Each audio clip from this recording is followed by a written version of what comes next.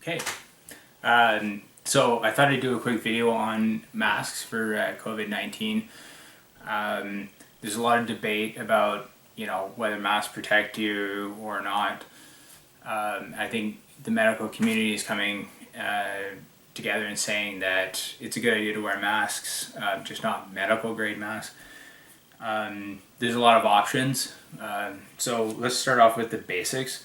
So here I have a surgical mask. The surgical mask, which side is up by where the wire is. So this has a wire at the top.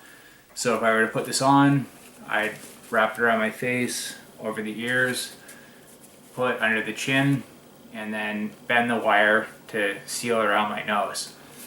This provides some protection, and as they say on the news, it's more protection for other people and not for the person wearing the mask, because it doesn't properly seal around. It's a surgical mask. It's designed for surgeons who are cutting into people, and anything that's coming out of their mouth is not to go into an open wound. So that it's not designed to protect you. So what we're more interested in this video is masks that would protect the user.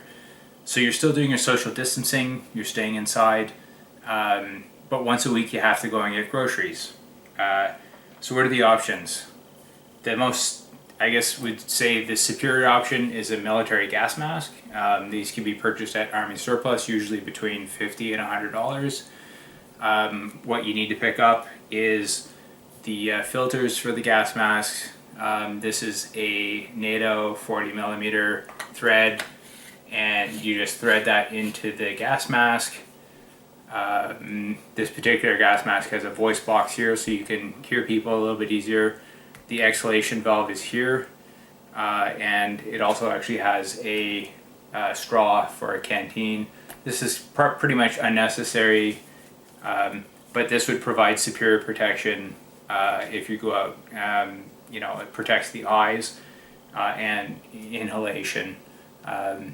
The air coming in actually passes through the face shield first to keep it from fogging up, so you can wear this for hours and it won't fog up. And this is how it looks. So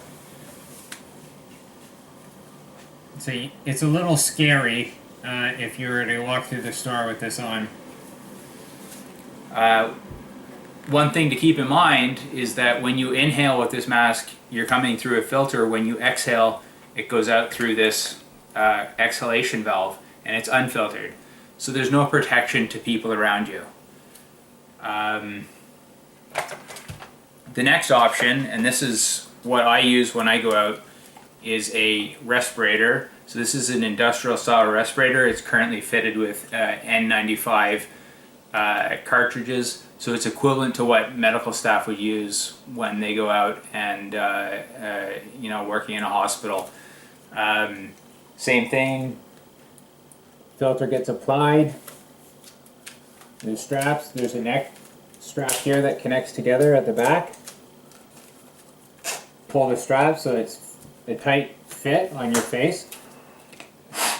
You can check the seal by covering the holes and breathing in. I can't breathe anything in. The one issue with this, if you go outside, you need to have safety glasses. Cover your eyes, cover it from possible contamination from coronavirus. Not the best, but it does work. So there's your respirator option. They're very difficult to get now. If you had them before, we have a few sets of these. These are N95, like I said, it's what they use in hospitals. These filters can be removed and then replaced with other filters, so you can get replacement filters. The N95 part, you can pop this cover off and replace the actual exterior filter, which is what makes it N95. Inside here is charcoal, which is more protection for industrial uses, not totally required.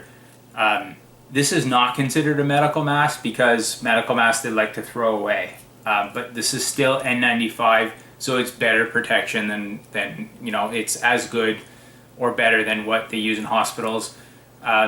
Similarly, you can buy N100 cartridges, which are even better than the N95. They're typically used for lead or asbestos removal. They're pretty much the same price as the N95s. They're a little bit harder to breathe through. So if you want superior medical protection like these in hospitals, a respirator is a great option. What makes this superior is the fact that this rubber seals your face. So it creates a really tight seal. The N95 masks, you have to be very careful about how you apply it or how you put it on, because it may not seal to your face as well as a respirator like this. One of the tricks to use if you're going to use one of these, there's plastic covering. You can see the filter inside, and if I pop the plastic covering off, you can see there's this filter, and there's this plastic cover that prevents you from touching the filter. So air still comes in. If you're around people who have COVID, the filter will become contaminated, but you will likely not touch it because of this plastic cover, as long as you're careful. When you come home from a shopping trip, you take the mask off, you set it down in a particular spot, and you leave it. And you leave it for 3, 4, 5 days. And during that time, any virus that you accumulate over time, while you're on your shopping trip, will die. And you're safe to put the respirator back on, in a week's time, let's say. The next option is a mask that I've been making from designs online. This is called the Montana mask. I've printed it out of, on my 3D printer. It's made out of PLA plastic. I'll show you closely. There's this, rubber material I've added to the edge to create a nice tight seal. And then there's a filter on here, which is surgical mask. So it's the exact same material from the surgical mask. The benefit is that this mask will create a tight seal to your face. So there's elastic bands to hold it tight to your face. It creates a tight seal.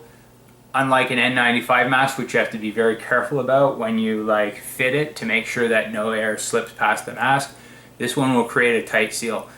It's not quite N95, it's about N89 according to online sources. This is a level 2 surgical mask that's being used for the filter. But if you're going to go on a shopping trip and you're concerned, one of the big issues right now is that COVID-19, they've shown it's not just in spittle or coughs or sneezes. It can also be transmitted just from people talking or breathing. That's the understanding right now. So you're putting yourself at risk when you go around people, even with social distancing, because somebody talking, the air breathing out will aerosolize and can be moved in the wind, and so you have to protect yourself. So this mask here, is designed to seal on. It traps particulate in the filter. I've made these masks according to the particular measurements of people's faces. It's critical that it's the right size, so there's a tight fit. So I'm just going to go over unboxing one of these masks. If you're going to use one of these masks for personal safety, maybe you have loved ones at home who are over the age of 65 or immunocompromised, then it's a good idea to have a mask, and I've been shipping these out. So let's just quickly look at what happens if you were to get one of these masks from me. It comes in a box.